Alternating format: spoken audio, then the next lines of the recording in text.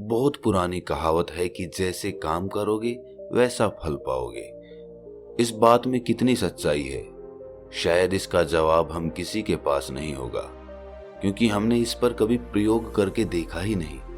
हम कहते तो हैं कि अच्छे कर्मों का फल अच्छा होता है, लेकिन आप अपने मन से पूछिए, क्या आप ये बात पूरे विश्वास के साथ कह सकते हैं? लेकिन जरा सोचो कि आप ये एक प्रयोग के माध्यम से समझ लेते हैं कि कर्मों का फल कैसे मिलता है, तो आपकी सारी शंकाएं, सारे सवाल खत्म हो जाएंगे। क्योंकि बिना प्रयोग किए इंसान की बुद्धि पूर्ण रूप से किसी बात पर विश्वास नहीं कर सकती। अगर वो बिना प्रयोग के उस पर विश्वास करता है तो वो अंधविश्वासी कहलाता है। आज की जो बोध कहानी मैं आपको सुनाने वाला हूँ, उसमें आपको कर्मों का एक ऐसा विज्ञान पता चलेगा जिसके बाद आप कर्मों के माध्यम से अपने जीवन में सफलता पा सकते हैं। आपकी बुद्धि ये मानने पर विवश हो जाएगी कि हाँ, कर्मों का फल हमेशा मिलता है। इससे पहले कि आप इस कहानी में खो जाएं, इस चैनल को सब्सक्राइब जरूर कर लें। तो चलिए कहानी शुरू करते हैं। एक बौद्ध भिक्षु और उनका एक शिष्य एक जंगल में कुटिया बनाकर रहते थे। बौद्ध भिक्षु अब बूढ़े हो चुके थे और उनका शिष्य अभी जवान था। बूढ़े बौद्ध भिक्षु बहुत ही बड़े ध्यानी व्यक्ति थे। जब वे ध्यान करने बैठते थे तो 2-2, 3-3 दिनों तक ध्यान में ही रहते थे। बूढ़े बौद्ध भिक्षु के पास एक बहुत ही अनोखी शक्ति थी कि वो ध्यान की अवस्था में भविष्य को भी देख लेते थे। एक दिन जब वो ध्यान कर रहे थे तो उन्होंने देखा कि आज से 8वें दिन उसके उस युवा शिष्य की मृत्यु हो जाएगी। उन्होंने अपने शिष्य को अपने पास बुलाकर कहा कि मैं तुम्हें अगले 7 दिनों की छुट्टी दे रहा हूँ। तुम इन 7 दिनों के लिए अपने घर पर रहकर आ सकते हो। शिष्य ने खुशी से कहा, क्या ये सच है गुरुदेव? गुरु ने कहा कि हाँ। शिष्य मुस्कुराते हुए कहता है कि मेरा पिछले कई दिनों से अपने घर वालों से मिलने का मन भी कर रहा था। गुरु ने कहा कि ठीक है, लेकिन याद रहे 8वें दिन की शाम होने तक तुम्हें यहाँ पर वापस पहुंचना होगा। शिष्य ने हाँ में सर हिलाते हुए कहा, ठीक है गुरुदेव, पहुंच जाऊंगा, लेकिन आप अपना ख्याल रखिएगा। अब आप बूढ़े हो चुके हैं। आश्रम का कोई भी काम हो आप उसे मेरे लिए छोड़ देना, मैं वापस आते ही उसे कर दूंगा।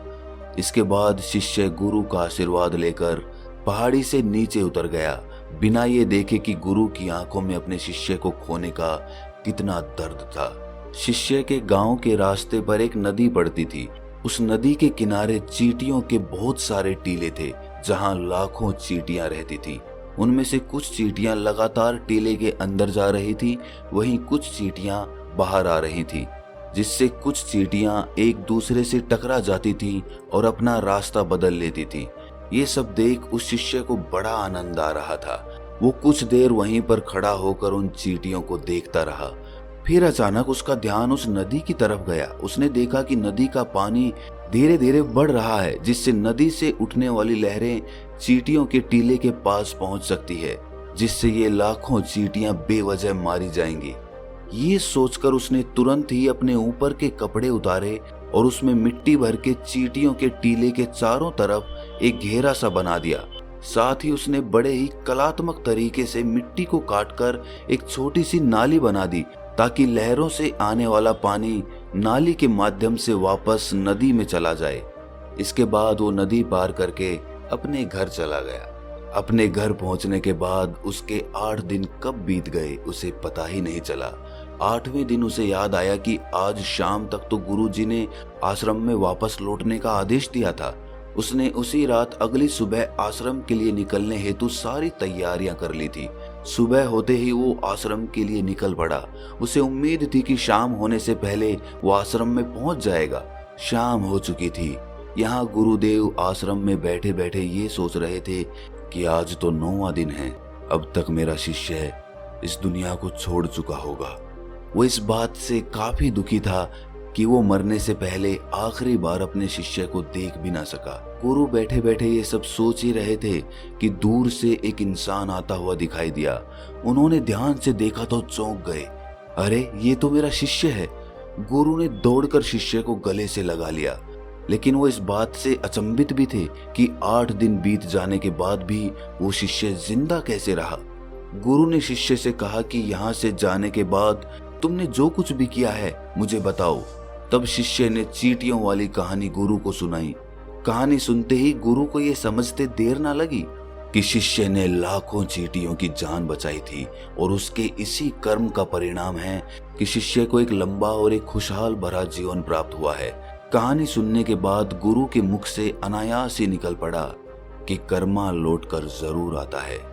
शिष्य को गुरु की इस बात का मतलब समझ नहीं आया, इसीलिए उसने गुरु से जब पूछा तो गुरु ने उसे सारी बात बता दी।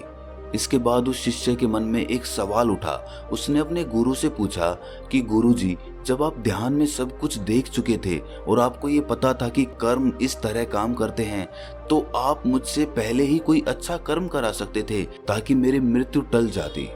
आपने ऐसा क्यों नहीं किया? मैंने तो अनजाने में ही उन चींटियों की मदद कर दी थी, जिसके परिणाम स्वरूप आज मैं आपके सामने जिंदा हूँ। लेकिन यही काम आप मुझे बताकर भी करवा सकते थे, आपने ऐसा क्यों नहीं किया? ये सुनकर गुरु ने मुस्कुराते हुए कहा कि भंते, कि जब भी कोई कर्म बिना लालच के किया जाता है वही असली कर्म कहलाता है। जिस कर्म में तुम्हारी कोई इच्छाएं नहीं जुड़ी होती, कुछ पाने के लिए वो काम नहीं किया जाता, ऐसा काम ही फलीभूत होता है और वही कर्म कहलाता है। अगर मैं तुम्हारी मृत्यु को टालने के लिए तुम्हें ये प्रक्रिया करने के लिए कहता तो तुम वो कर्म किसी मकसद को पाने के लिए करते, और जब तुम उस मकसद को पाने के लिए करते तो उसमें तुम्हारा लालच जुड़ जाता, जिसके परिणाम स्वरूप तुम्हें उस कर्म का पूरा लाभ नहीं मिल पाता। कर्मों का एक छोटा सा सिद्धांत है कि बस कर्म कर दो, बिना मन में ये लालच पैदा किए हुए कि इस कर्म का परिणाम क्या होगा, इसका फल क्या होगा। अक्सर इंसान जब किसी को दान करता है तो उस दान के साथ उसके मन में जुड़ा होता है कि मैं दान कर रहा हूं तो मेरे साथ अच्छा जरूर होगा, मेरा साथ भगवान जरूर देंगे।